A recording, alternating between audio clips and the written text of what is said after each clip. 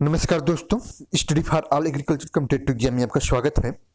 आज का ये वीडियो कहेंगे कि काफ़ी महत्वपूर्ण है, क्योंकि आज इस वीडियो में हम जो आपके सीरियल क्रॉप हैं, पल्स क्रॉप हैं या ऑयल सीड क्रॉप्स हैं, उनके जो सोइंग टाइम है, उनका जो सीड रेट है और जो डिस्टेंस होता है, उसके बारे में स्टडी करेंगे। जनरली एक क्वेश्चन किसी भी कॉम्पिटिटिव एग्जाम में इससे क्वेश्चन 100% पूछे जाते हैं कि सीड रेट क्या हो सकता है। जैसे हाइब्रिड राइस का सीड रेट क्या होता है, मस्टर्ड का सीड रेट क्या होता है, यूपी कैटेगरी।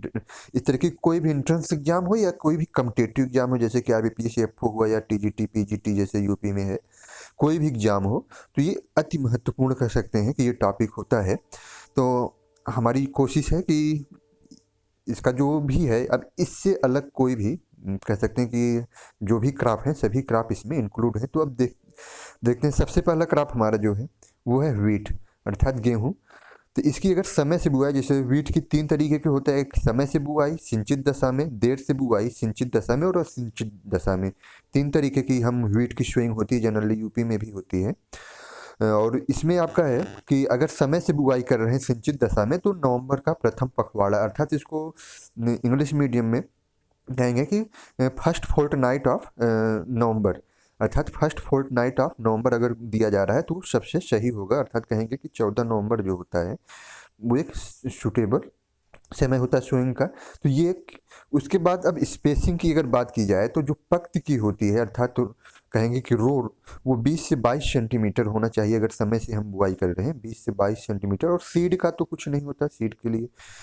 और बीज दर जो होगी ऑन एन एवरेज कहेंगे 100 केजी पर हेक्टेयर जो है सीड रेट होता है। दूसरा जो है देर से बुआई, अर्थात अगर हम लेट सोइंग कर रहे हैं सिंचित दशा में लेट सोइंग, तो उसके लिए जो सोइंग टाइम होता है 16 नवंबर से 25 दिसंबर तक, अर्थात 25 दिसंबर तक जो है लेट सोइंग का ये सीजन होता है। इसमें जो है पक्त की जो अर्थात रो की जो डिस्टेंस होगी वो 15 सेमी होगी। और इसका जो सीड रेट होता है वो हाई हो जाता है 125 केजी, क्योंकि हम लेट सोइंग करते हैं तो टिलरिंग के जो चांसेस कम होते हैं कि टिलरिंग उसी मेन सीजन की अपेक्षा कम होती है, इसलिए जो है हम सीड रेट जो है वो हाई रिकमेंडेशन किया जाता है। तीसरी है कि असिंचित दशा में, असिंचित दशा में अगर है आपका वीट, तो वहाँ पे हम जो है उसकी कल्टीवेशन 20 अक्टूबर से लेकर 10 नवंबर तक जो है कहेंगे कि इसकी जो है सोइंग कर देनी चाहिए। तो ये हो गया। और इसकी जो डिस्टेंस है 20 से 22 सेंटीमीटर है। और क्या नाम का 100 KG per hectare seed rate हो जाएगा।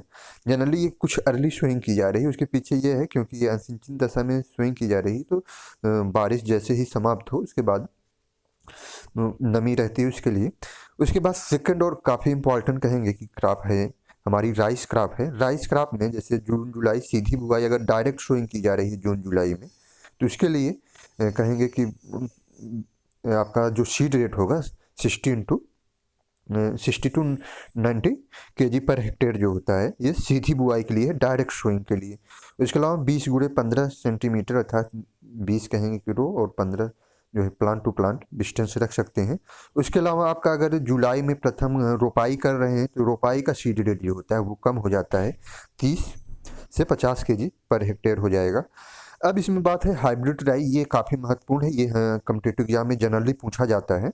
अगर जून जुलाई में सीधी बुआई कर रहे हैं तो ये आपका डिस्टेंस 20 इंटू कहेंगे कि 15, तो ये हो जाएगा 60 और 90 का, अर्थात 60 से लेकर 90। और हाइब्रिड राइस में जो सीड रेट होता है 15 से 18 केजी पर हेक्टेयर, तो काफ़ी कम सीड रेट लगता है हाइब्रिड राइस का। और ये महत्वपूर्ण है, पूछा जाता है हाइब्रिड राइस का सीड रेट कितना होता है। और इसका जो डिस्टेंस होगा कहेंगे कि 15 इंटू 15 का रेशियो है, तो ये हो जाएगा row to row and plant to plant. अब उसके बाद है सेकंड कहेंगे कि थर्ड क्रॉप जो हो जाएगी हमारी बार्ली है। अगर सिंचित दशा में हम बार्ली अर्थात कहेंगे कि जौ, इसकी अगर खेती कर रहे हैं तो नवंबर का दूसरा जो सप्ताह होता है वो सबसे सुटेबल होता है। और 25 गुणे 10 सेंटीमीटर और 75 से लेके 100 केजी जो है वो सीड रेट आपका हो जाएगा। तो ये हो गया। उसके बाद है मेज। मेज भी काफ़ी महत्वपूर्ण है। मेज जो है आपकी काफ़ी महत्वपूर्ण है। एक तो मेज का जो क्वेश्चन पूछा जाता है कि ये C4 प्लांट है, ये भी कभी कभी कॉम्पिटिटिव एग्जाम में पूछ लिया जाता है। जैसे शुगर केन हुआ, मेज हुआ, ये दोनों C4 प्लांट के अंतर्गत आते हैं, तो ये पूछा जाता है। तो ये हो गया। उसके अलावा अब इसका जो हम कहेंगे कि इसकी जो स्विंग की जाती है जून का प्रथम पखवाड़ा, जो कमर्शियल कहेंगे कि जो मेन क्रॉप है वो उसकी स्विंग का जो कहेंगे कि सुटेबल टाइम होता है वो जून का प्रथम पखवाड़ा होता है। हालांकि अब वो अलग अलग एरिया के लिए अलग अलग होता है। अब डिस्टेंस देख लेते हैं, तो डिस्टेंस जो है 45 टू 60, अर्थात 45 टू 60 कहेंगे kilo, and plant to plant जो होता है वो आपका 20 टू 25 सेंटीमीटर होता है। ये डिस्टेंस हो गया। उसके बाद इसकी दो वैरायटियाँ होती हैं जो महत्वपूर्ण है, जो पूछी जाती हैं, एक तो संकुल और एक संकर। तो संकर अगर हाइब्रिड अर्थात अगर ये हाइब्रिड वैरायटी है तो इसके लिए 20 से 25, और अगर संकुल अर्थात कंपोजिट वैरायटी है, अगर कंपोजिट वैरायटी है तो 18 से 20 केजी सीड रेट लगता है, अर्थात संकर वैरायटी का सीड रेट अधिक है। उसके बाद नेक्स्ट क्रॉप है सोरघम कहेंगे। सोरघम की जो है सोइंग टाइम जुलाई का प्रथम सप्ताह है, और इसका जो डिस्टेंस होगा वो भी आपका 45 to 15 centimetre row to row and plant. इसका सीड रेट जो है महत्वपूर्ण है, जैसे सीड रेट पूछा जाता है तो सीड रेट आपका महत्वपूर्ण है। सीड रेट आपका जो हो जाएगा 12 से 15 केजी पर हेक्टेयर, अर्थात जो सीड रेट है वो 12 से 15 केजी पर हेक्टेयर है सोरघम का। उसके बाद है पियर मिलेट। पियर मिलेट में आपका सीड रेट जुलाई का प्रथम पखवाड़ा, स्विंग टाइम सोरघम की तरह, और डिस्टेंस भी ऑन एन एवरेज वही होता है 45 इंटू 12 सेंटीमीटर। सीड रेट जो हो जाएगा आपका 8 टू 10 केजी, अर्थात पियर मिलेट का जो सीड रेट होता है 8 से 10 केजी पर हेक्टेयर होता है। उसके बाद है कुछ कॉमन ये मिलेट्स हैं, जो मिलेट्स कभी कभी पूछ दिए जाते हैं, जैसे आपका फिंगर मिलेट्स हुआ। तो फिंगर मिलेट्स में जून से अगस्त तक इसकी सोइंग टाइम होती है, और इसका जो सीड रेट होता है 8 से 10 केजी। कॉमन मिलेट ये भी पूछा, हमें लग रहा है पूछा गया है कभी बार कॉम्पिटिटिव एग्जाम में। तो कॉमन मिलेट जुलाई का प्रथम पखवाड़ा, सोइंग टाइम हो जाएगी, डिस्टेंस आपका 25 कहेंगे 25 इंटू 10 सेंटीमीटर, और seed rate 8 to 12 KG per hectare. उसके बाद ये आपका सीरियल क्राफ्ट जो है मेन हो गया। अब हम देखेंगे कि पल्स क्राफ्ट जो है इसमें कौन कौन सी हैं, पल्स क्राफ्ट में क्या सीड रेट होता है। तो पल्स क्राफ्ट में आपका ग्राम हुआ। ग्राम की जो शोइंग टाइम होती है कभी कभी, अर्थात इसको क्या बोलते हैं हम, चना, चिकपी, इसका एक कॉमन नेम है चिकपी, तो ये भी कभी कभी पूछ लिया जाता है। तो इसकी सोइंग टाइम अक्टूबर से लेकर नवंबर का प्रथम सप्ताह, अर्थात वीट की कल्टीवेशन से पहले हम जो है ग्राम का जो है स्विंग कर देते हैं। और इसके लिए जो डिस्टेंस है 30 टू 10 टू 15 सेंटीमीटर आप रख सकते हैं, अर्थात 30 जो आपका हो जाएगा वो कहेंगे कि रो टू रो, और 50 जो ये कहेंगे कि 10 से 15 सेंटीमीटर जो है वो प्लांट टू प्लांट डिस्टेंस रख सकते हैं। उसके बाद जो सीड रेट है वो कहेंगे 75 टू 125 केजी पर हेक्टेयर, तो ये आपका सीड रेट हो जाएगा। उसके बाद है लेंटिल। तो लेंटिल जो है काफ़ी महत्वपूर्ण है लेंटिल। तो लेंटिल का जो होता है वो कहेंगे कि मध्य अक्टूबर से लेकर मध्य नवंबर तक जो है हम लेंटिल का जो है वो कल्टीवेशन करते हैं। तो ये स्विंग टाइम हो जाएगी। अब अगर आपका डिस्टेंस 25 से 30 सेंटीमीटर, अगेटी 15 से 20। डिस्टेंस तो जैसे है कि काफ़ी कॉमन क्रॉपों का ही पूछा जाएगा, लेकिन ये जो स्विंग टाइम है और ये सीड रेट है ये तो सभी क्रॉप का इम्पॉर्टेंट है और पूछा जा सकता है। तो लेंटिल का सीड रेट 30 से 40 केजी पर हेक्टेयर आपका, अगर अगेती है, और अगर लेट शोइंग की कर रहे हैं तो अर्थात लेट वैरायटी है तो लेट वैरायटी का 50 टू कहेंगे कि 60 केजी पर हेक्टेयर हो जाएगा। उसके बाद अब पी है। पी महत्वपूर्ण है, जैसे हम पहले ही बता रहे थे, पी काफ़ी महत्वपूर्ण है। पी पूछा जाता है कॉम्पिटिटिव एग्जाम में। तो इसका जो स्विंग टाइम होगा 15 अक्टूबर से लेके 30 अक्टूबर तक। पी की दो वैरायटियां होती हैं, जैसे आप जानते हैं गार्डन पी जिस पे किसने वर्क किया था आपका मेंडल ने जो वर्क किया, कभी कभी पूछ लिया जाता है कि मेंडल ने किस पी पे वर्क किया था। तो मेंडल ने जो वर्क किया था वो था आपका गार्डन पी, अर्थात उसको कहेंगे पाइसम सटाइवम हॉर्टेंस, अर्थात वो आपका क्या था, हॉर्टेंस था। और जो हम ये पल्स के रूप में यूज करते हैं जो वैरायटी, उसको हम बोलते हैं एडवेंस, अर्थात पाइसम सटाइवम एडवेंस। ये आपका जो हो जाएगा फील्ड पी, ये पूछा जा सकता है।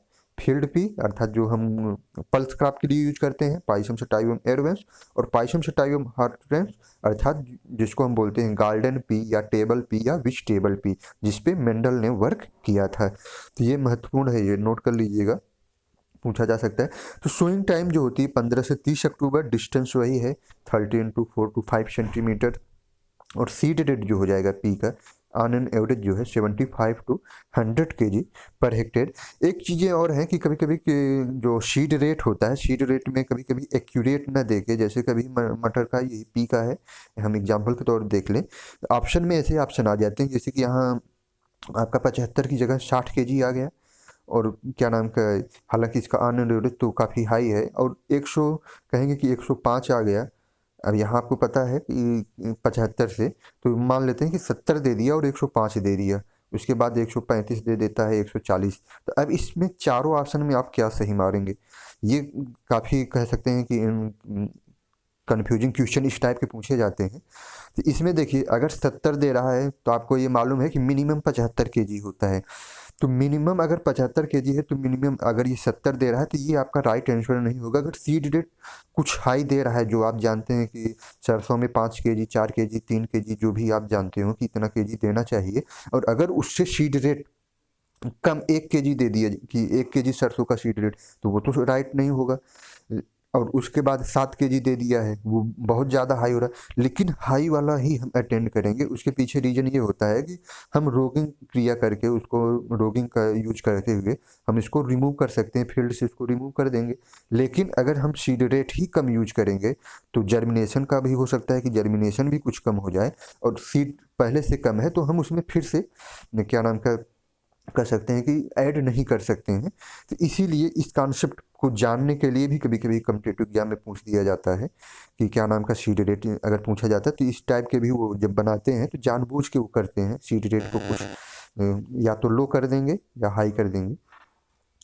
उसके बाद है पिजन पी। जैसे अभी पिजन पी यही है, इसमें मान लेते हैं जैसे 10 से 12 केजी दिया गया है सीड रेट, तो वहाँ क्या करेंगे कि वो दे देंगे 8 केजी, उसके बाद 13 केजी, 16 केजी, और क्या नाम का 18 केजी। तो अब इसमें क्या होता है कि अब कंप्यूटर को पता है कि 10 से 12 केजी होता है, अगर यहीं ये 13 केजी या 14 केजी दे दिए तो 8 केजी 14, तो कंफ्यूज होने लगता है। मालूम तो है कि 10 से 12 होता है, लेकिन हम किस पे ट्रिक ले, 8 पे करें या 14 पे। तो अगर सीड रेट आप कम नहीं कर सकते, अगर सीड रेट आप कम कर दे रहे हैं तो वो आपका कमर्शियल, आपका प्रोडक्शन का जो प्रैक्टिसेज है वो नहीं हो पाएगा। सीड रेट हाई है, हम प्लांट को जर्मिनेशन के बाद हम प्लांट को रिमूव कर सकते हैं, फील्ड से रोगिंग करके हम उसको निकाल सकते हैं। लेकिन अगर कम ही हुआ है फील्ड में तो फिर उसका जो है वो आपके क्रॉप के लिए कह सकते हैं कि एक फेल्योर आपका जो है वो क्रॉप हो जाएगा। तो इसलिए सीड रेट जो है, जब भी ऐसा आता है आपको ऑप्शन, तो वो हाई वाला ही अगर है, आपका एक्यूरेट नहीं मिल रहा है तो हाई वाला ही जो थोड़ा सा आगे है उसको आप सही करेंगे। तो ये हो गया पिजन पी, अर्थात इसको हम रेड ग्राम बोलते हैं या तुर कहा जाता है। इसको क्या बोला जाता है, रेड ग्राम या तुर। तो इसकी जो सोइंग टाइम है जनरली मई से जून तक इसका जो है हम स्विंग करते हैं, और इसके लिए जो डिस्टेंस है 60 टू 75 और 25 टू 30 सेंटीमीटर होता है, और इसका जो सीड रेट है 10 से 12 केजी है, 10 से 12 केजी सीड पर हेक्टेयर है। उसके अलावा एक चीज़ ये है कि जैसे पिजन पी होता है, इसमें एक और फेमस डिजीज लगता है विल्ट, काफ़ी कॉमन है और पूछा जाता है, तो इसलिए बता देते हैं कि पिजन पी में विल्ट काफ़ी कॉमन डिजीज है। इसके लिए क्या होता है, जब कहेंगे कि 3 से 4 वीक का आपका होगा जनरली आपका प्लांट, तो विल्टिंग हो जाती है, पौधा सूखने लगता है। उसका सिम्टम कैसे है, अगर उसको देखेंगे कि तने को, अगर पौधे को पुल करके देखेंगे तो उसका जो तना होगा, स्टेम कह सकते हैं, जड़ जो होता है उसको जब, या तना जब उसको आप जड़ को जब कहें 2 टुकड़ों में ऐसे वर्टिकल रूप से, ये आपका जैसे स्टेम हो गया, इसको वर्टिकली जब 2 रूप में डिवाइड करेंगे तो देखेंगे कि यहाँ ब्लैक कलर के जो है ऐसे लाइनिंग पूरी बनी रहेगी, अर्थात बीच में। तो ये एक सिम्टम हो गया। दूसरा क्या है कि अगर स्टेम है उसके जो बार्क हैं उनको अगर आप रिमूव करेंगे, जैसे ये आपका स्टेम है, इसके जो बार्क लगे हुए हैं इसको जब रिमूव करेंगे तो यहाँ ब्लैक कलर के जो है ब्लैकिश दिखाई देगा। तो अगर इस तरीके के सिम्टम दिखाई दे रहे हैं तो इसका मतलब है कि ये विल्ट डिजीज है। अब इसके कंट्रोल मेजर के लिए आप क्या करेंगे कि कंट्रोल मेजर के लिए तो सबसे बेस्ट है कि आप क्रॉप रोटेशन करें, क्योंकि ये सॉइल बार्न होता है, फ्यूजेरियम होता है, फ्यूजेरियम की वजह से होता है। तो सॉइल बार्न है, इसके लिए आप जो है क्रॉप रोटेशन अगर 3 से 4 साल कर दें तो सबसे सूटेबल है। उसके अलावा क्या होता है कि अगर विल्ट डिजीज है तो एक इस समय बायोपेस्टिसाइड आ रहा है, ट्राइको डर्मा कहेंगे। तो ट्राइकोडर्मा जो है 3 से 4 केजी पर हेक्टेयर जो है उसका कहेंगे कि 50 से 75 केजी डंग मैन्योर में मिला के इसका अगर हम यूज कर दें बिफोर सोइंग तो काफ़ी हद तक कंट्रोल किया जा सकता है। उसके बाद है हमारा ब्लैक ग्राम, अर्थात कहेंगे कि उर्द, मूंग, ग्रीन ग्राम मूंग, ब्लैक ग्राम उर्द हो जाएगा। तो इसकी दो है, एक 15 जुलाई अर्थात जो खरीफ में जो हम सोइंग करते हैं वो 15 जुलाई है, और मार्च अप्रैल में जो हम करते हैं वो जायद की फसल होती है। अब इनका डिस्टेंस और सीड रेट कहेंगे कि ये सभी अब जो हैं सभी महत्वपूर्ण हैं और 100% कॉम्पिटिटिव एग्जाम में पूछी जाती हैं। तो ब्लैक ग्राम 15 जुलाई खरीफ, मार्च अप्रैल जायद, 45 टू इंटू 15 सेंटीमीटर कहेंगे, ये आपका डिस्टेंस हो जाएगा। और इसका सीड रेट जैसे आपका खरीफ का जो सीड रेट होता है वो कम होगा कंपेयर टू जायद, क्योंकि जायद में जर्मिनेशन के चांसेस कम हो जाते हैं। तो खरीफ में आपका 12 से 15 केजी ये पूछा जाता है, ये सीड रेट 100% पूछे जाएंगे। पिजन पी का 10 से 12 और ब्लैक ग्राम का 12 से, देखिए इसका नाम भी है विग्ना रेडियाटा, विग्ना मूंगो, जस्ट अपोजिट।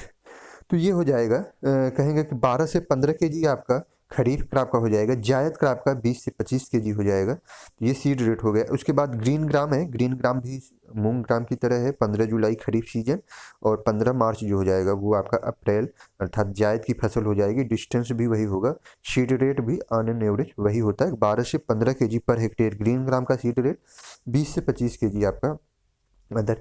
देखिए सीड रेट में कभी कभी हो सकता है कि कभी कई कई बुकों में कुछ ऑन एवरेज ज़्यादा दे देते हैं, या वो ऐसे दे देंगे यहाँ जैसे 12 से 15 केजी है तो वो 8 से 15 केजी दे सकते हैं, इस तरीके के सीड रेट दे देते हैं।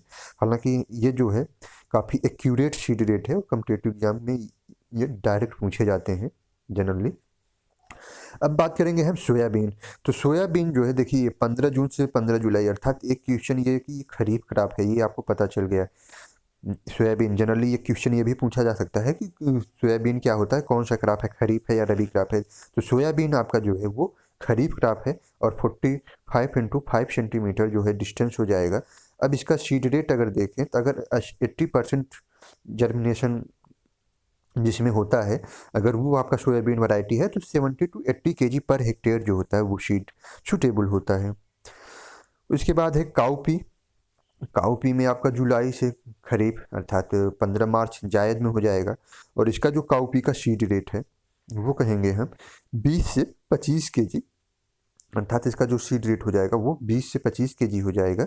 और इसका जो है कहेंगे कि हरी अर्थात ये सब्जी के लिए है, और हरी खाद के लिए अगर हम यूज कर रहे हैं काउपी का, हम हरी खाद ग्रीन मैन्योरिंग के लिए भी हम हरी खाद का यूज करते हैं। अगर ग्रीन मैन्योर के लिए यूज कर रहे हैं तो सीड रेट हम हाई रखते हैं, तो वहाँ आपका 35 से 40 केजी हो जाएगा। अगर हम उसको वेजिटेबल एज ए वेजिटेबल के रूप में यूज कर रहे हैं तो 20 to 25 KG seed is sufficient for 1 hectare. तो ये हो जाएगा आपका काउपी। उसके बाद है क्लस्टर बीन। क्लस्टर बीन से क्वेश्चन क्या नाम का एक बार आईएएस प्री में भी पूछा गया था कि ये गम प्रोड्यूस करता है। ये क्या प्रोड्यूस करता है? गम, जिसका कमर्शियली यूज होता है, गम प्रोड्यूस होता है। तो ये पूछा गया था किस क्रॉप के द्वारा। तो ये हो गया। अब इसकी जो है स्विंग टाइम हम देख लेते हैं। तो कहेंगे कि लास्ट जून अर्थात last week of June to July, तो ये आपकी स्विंग टाइम हो जाएगी। और कहेंगे सीड रेट जो है आपका क्लस्टर बीन का वो 15 से 20 केजी अर्थात 15 से 20 केजी आपका सीड रेट है। तो ये क्लस्टर बीन हो गया। अब जो है हमारा जो अदर जैसे ऑयल क्रॉप है, तो ऑयल क्रॉप इनके बारे में हम नेक्स्ट वीडियो में देख लेंगे, ऑयल क्रॉप का जो सीड रेट है। उसके अलावा कमर्शियल हॉर्टिकल्चर क्रॉप हैं उनका भी हम देख लेंगे। तो अगर ये दोस्तों वीडियो हमारा जो है अगर आप सभी को पसंद आ रहा हो तो अधिक से अधिक दोस्तों तक शेयर करें, क्योंकि ये सभी चीज़ें बहुत कम ही और सभी, तो अधिक से अधिक दोस्तों तक शेयर करेंगे तो वो भी लाभान्वित होंगे। साथ ही साथ हमें भी एक मोटिवेशन मिलेगा कि चैनल पे अधिक से अधिक वीडियो डालें। वीडियो देखने के लिए धन्यवाद।